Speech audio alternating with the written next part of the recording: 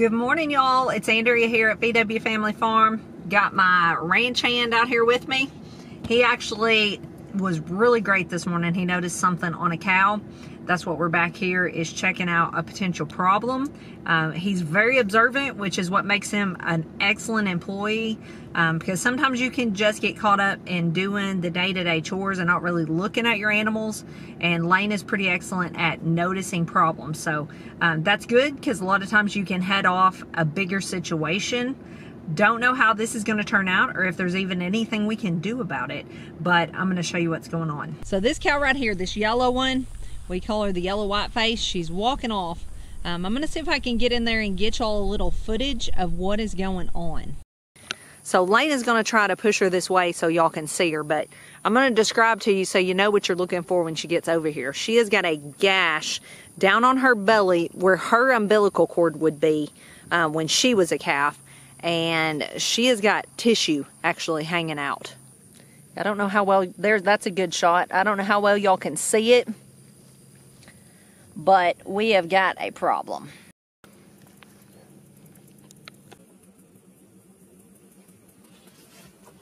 So when we notice something like that, that's a pretty big, potentially could be a big problem, I start looking at my records, like, does this cow have a calf? How old is this calf? Things like that. So right past that cow right there with the muddy face, that little cream colored white face laying on the ground, and that one's gonna walk right in our way, is her baby. It is actually 2 months old. So that's actually really good news that her calf is already 2 months old. I hate to put it to you this way, but it's just the realities of farm life. We have to start thinking about, if we were to lose this cow, is the calf going to survive? And the good news is at 2 months old, the answer would be most likely yes. We also have a couple of them back here that have started limping in the last few days. One has gotten better, one is still limping. So it may turn out that later on this evening, if we can dodge the thunderstorms, because that's another concern. We've had a lot of storming this last week. We actually had a pretty big thunderstorm this morning, lots of lightning. So when Lane told me about this problem, my first thoughts were lightning, because if you remember back in the spring, we had a cow with a newborn calf get struck by lightning, blew a hole in her chest, and she died right away. So that's what made me think of lightning on this one. But if we can dodge the lightning and everything, we may just need to get them all up later and look at the one's foot. More than likely, it's probably foot rot from all the rain we've had. It's just super duper wet here from Hurricane Laura, as well as just storms just rolling through over and over after that. So it's really wet and muggy and just damp, moist conditions that just breeds foot rot. One great thing is you can see this cow is up. She's grazing. I'm starting to think now that I've seen it, she's got a little hernia going on. That's her right back there. Another thing to add into this equation is the bull is paying attention to her today. He's not right with her right now, but he was earlier. And even all the young bull calves, when a cow is in heat, will be, if they're old enough, will start paying attention to her. So that could play into this. Maybe that fact played into this, because when cows are in heat and breed, the cow actually has to hold up the weight of the bull, and so that could have caused a little hernia or something to develop. I don't know. I'm grasping at straws here. We will be sending some video and pictures to the vet to see if we need to get him out here or what he suggests that we do. So that's all for now. We will keep you updated. Check back with us probably on the next video or two about this cow and what we do about it. For now, I gotta go make some phone calls. I gotta call Ben, I gotta call the vet, and do a couple things at the house. So I'm gonna take you guys with me. One thing I wanna say before we leave back here, I started to say it a while ago and I think I got sidetracked. Keep good records. That is my tip of the day. Keep good records. You may think you'll remember everything about your animals, especially if you only have a few, but let me tell you, just even in my small herd of milk cows, there's been times that once the calves get grown, if it's like heifers we're keeping, I even forget who was their mama, just because I have so much on my plate with all the animals and things. Like I said, you think you'll remember, but sometimes you just don't. So write down when animals are born, if they have some weird medical thing, just like the one we told you about here a while back that had the ringworm, and I said she's also the one that had warts. We couldn't remember who had warts, but we went back and looked and it was her. So write everything down, dates especially. And just so you know, the ringworm cow is doing awesome. She's doing great.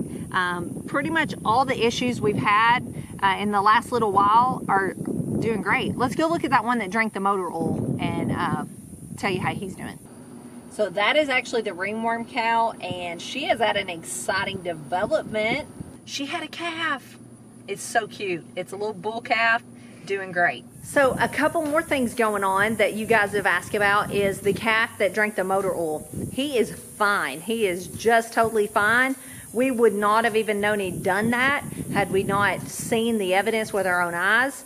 But he is just great. He's thriving. Totally fine. It's just the weirdest thing to me. There's Mr. Dot. He is doing amazing. These pigs love to be on camera.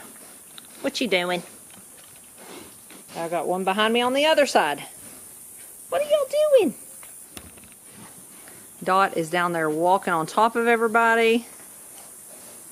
Hey, Dot. He has just made his place here, haven't you? Tell him. Tell him. I think he wants to talk. I love his coloring. Love all his spots. His black ear. This is how flooded it is here. This is normally dry ground. You can see in here in the barn it's pretty dry. They still have this mud hole they've made from rain coming in. But that is normally dry. Which, don't get me wrong, I am not complaining. We've been needing rain for a while, so this is wonderful. The fields are just soaking it up. The gardens, everything. It's going to really help us with a fall garden. But when it comes all at once, we're actually under flood watches and warnings right now. It's just a lot. So that was the chickens' old area over there. So glad we got them moved. They're loving this new area. Lots cleaner. They're actually laying eggs. I'm so excited. They're laying pretty good. I actually got like a dozen a couple days ago. So there's quite a few roosters in there. We'll be processing those. Like I've told you before, the younger the better on those for taste-wise. And then the hens in there will be getting, you know, more to eat, obviously, because there'll be less chickens in there and more space at the feeders and everything. So we've been getting questions about when's the store gonna open and what's the update on the store. Well, the story is we have picked out a building. We have actually committed to buying it. We really want it. We're super excited about it. But it is not a shed building like one of those you buy at like a Lowe's or a Home Depot or someone like that that's on skids that they move pretty easily. This is about that size, but it was actually built where it's sitting. It is actually a building that was built right there. And so it's gonna need like axles and things put under it to be able to be moved. And it's gonna go right over there. And so we're actually having to go through like more of a house mover, even though it's more of a smaller shed. It's still pretty good size, 14 by like 27, I think. And so it's gonna be awesome, but we just have to get it here. We've made several phone calls. We're in contact with people that are gonna help us do that, but they still have to get over there and look at it and give us a quote on how much that is gonna cost. It's gonna cost more than if it was just a shed building, but I think it's gonna be really sturdy and last us a long time. So we don't have an official start date. No clue. It'll depend on when it gets here and then as we get things to stock the store with, because our first meat is coming in January. That will be pork, and then beef will be a little bit later next year. This trailer, look at this trailer full. This is just more of our journey to live and work off this farm and be able to sell meat to everybody. These are actually chicken crates. Ben actually went and got these this weekend. We're super thankful to have gotten them. They open here on the top, and then you can see there's a bunch of them. That's 2 stacked up. There's 2 more. So we've got a bunch of these. You might be thinking, why in the world do you need that many chicken crates? Well, next year we plan to go really big on meat chickens as well. About 30 minutes from here, we have a processing place for chickens. They will process the chickens, USDA inspect them, cut them into all the different cuts of meat for chickens, wings, chicken breast tenders, all kinds of stuff.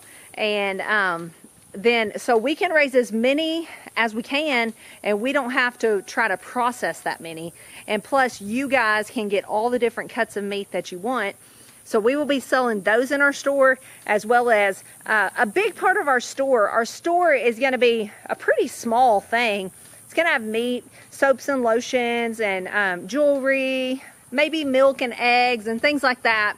So it'll be a good place to shop for locals to get, you know, food and things like that. I might even carry some things from Azure Standard, just things like that. But it's also going to be a home base to ship things out all over the country.